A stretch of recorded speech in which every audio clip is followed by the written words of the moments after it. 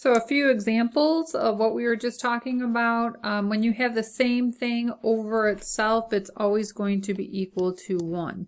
Obviously, this is z to the 0 because there are no more zeros on the top or the bottom, but same thing over itself is equal to 1.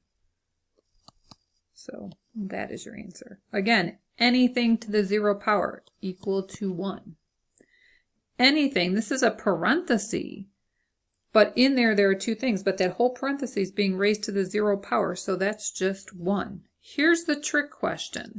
The only thing that's being raised to the 0 power here is this x. So I know that's sloppy. 4 times x to the 0 is 1, so the answer here is 4. These are different because here 4x is being raised to the 0 power, but here just the x's. So 4 times that 1 is 4. So those two things are different, the last two problems, and that's important to remember. That's it about 0 power examples.